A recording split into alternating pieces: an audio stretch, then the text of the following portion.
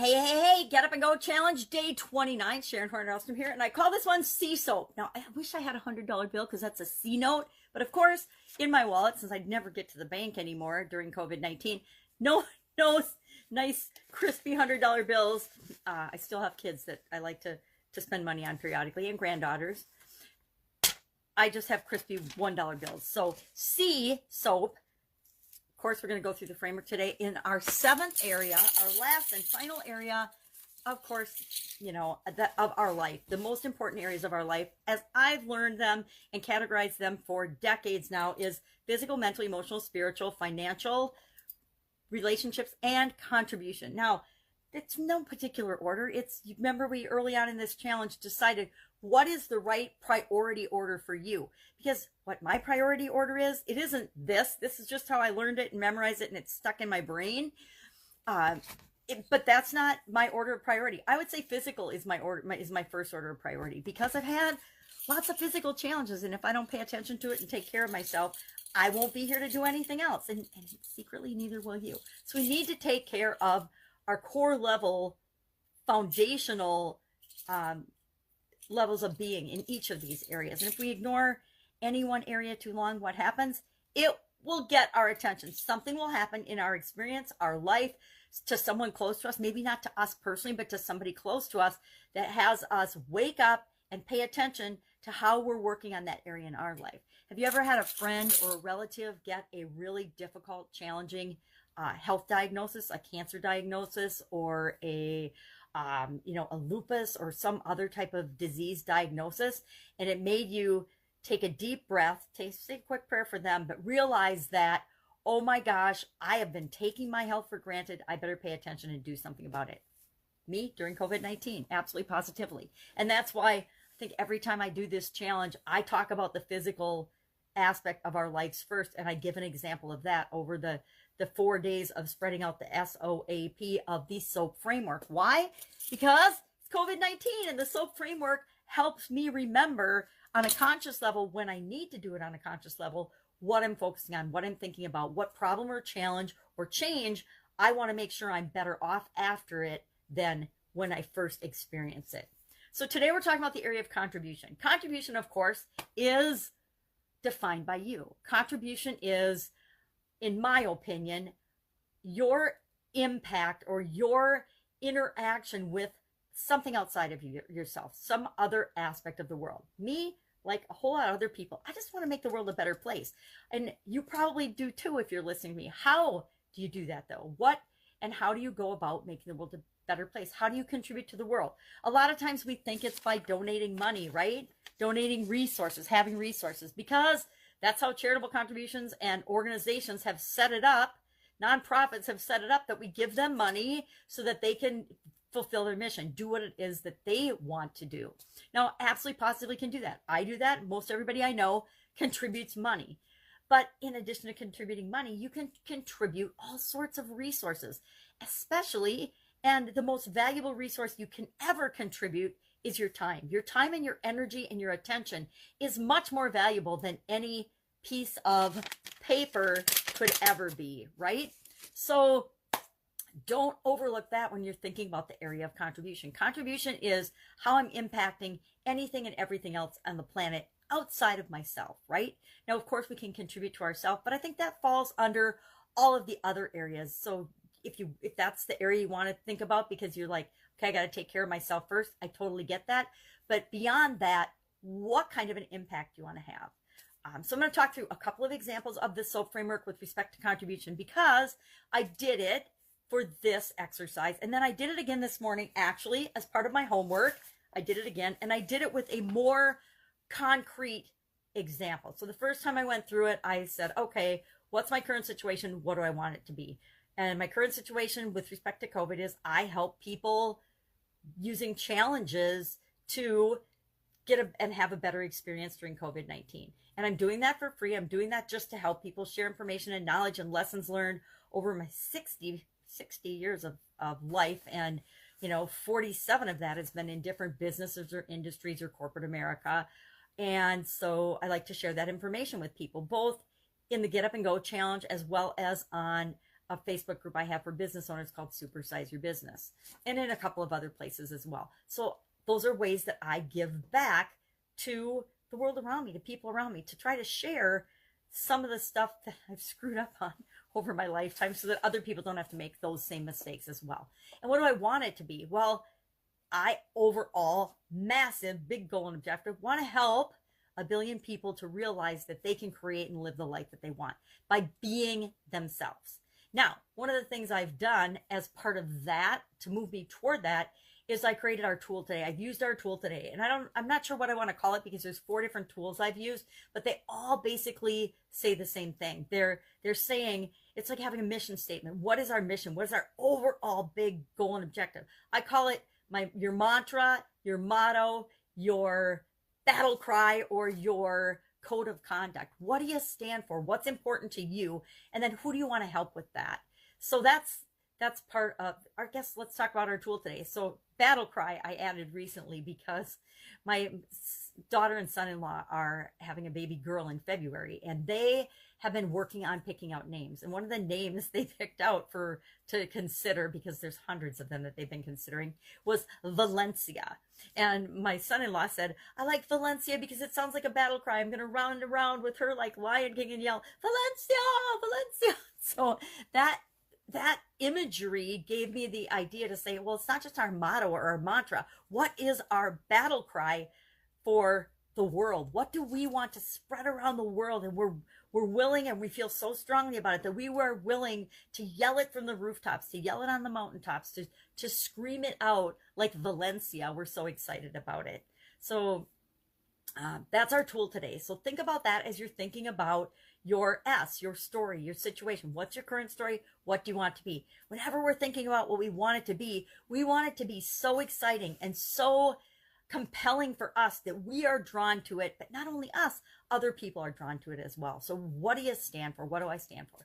The O, of course, is, all right, so help people with challenges, want to positively impact the lives of 1 billion people. That is a huge gap, right? How do I get from here to there? That's a huge gap. So in the O, I'm gonna think about what are at least 3 ways I can start moving toward filling that gap. How can I reach more people? I can ask myself questions. I can use some of the other tools we've talked about. I can brainstorm. I can make lists. I can just come up with ideas. Then what action can I take to make that happen? I can build a framework and apply it to a specific group of people. One of the things I continually challenge with is niching down and being more specific.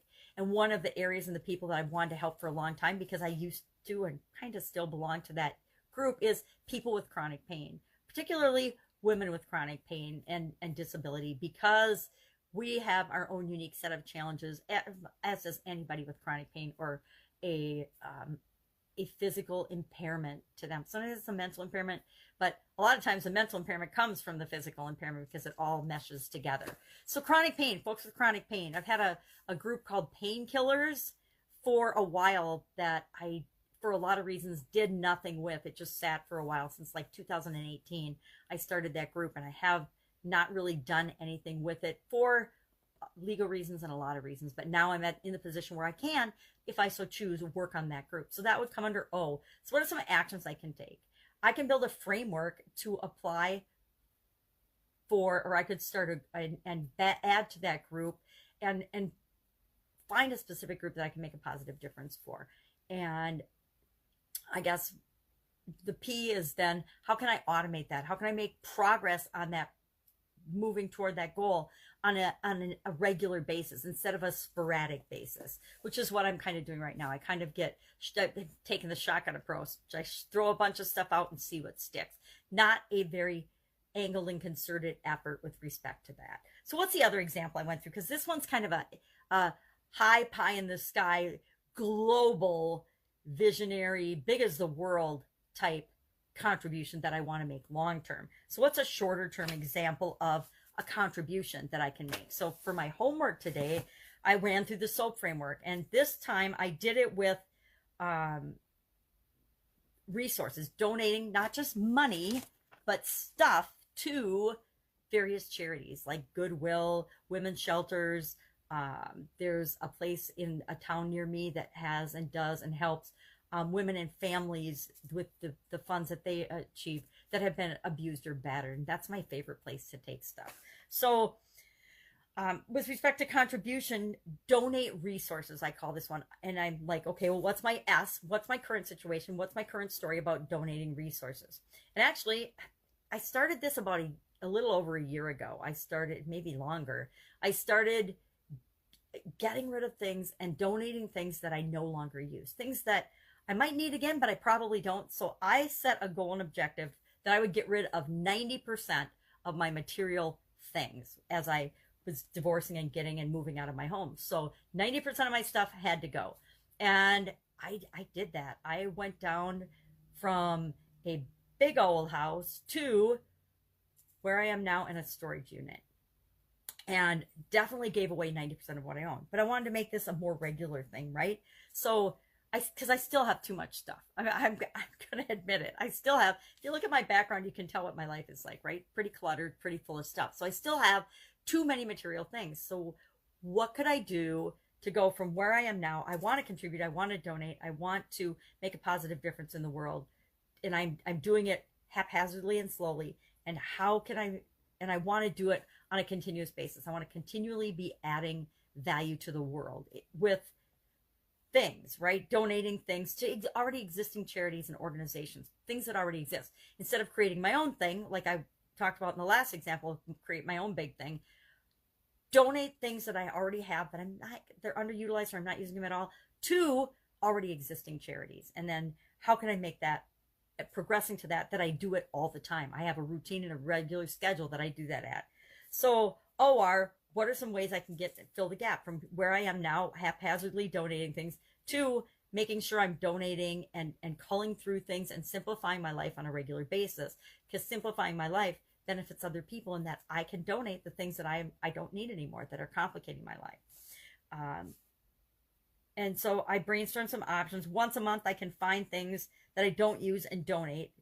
I can make, can't see this, where's my magnifying glass? I said make it a habit, which is more like take action. So today I'm going to look for something to let go of, to share, to give away. I'm going to look for something, and I'm actually going to make this a regular habit. I'm going to have a donation station in my house now, so that every time I find something or come across something or look for something, I can add it to the donation station. And then once a month or once a week or however often, whenever the donation station area that I've dedicated fills up, then I will automatically get that stuff taken to the charity of my choice, the organization of my choice. But I will always be looking through my things for things that can be simplified, called out, donated, because I'm not using them anymore. Like my whole storage unit, I went there once. I've been there once this fall, right? So in all the COVID time, I've been to my storage unit one time. Prior to that, when I filled it up, and then I didn't go there at all. So how much do I need the things that are in there?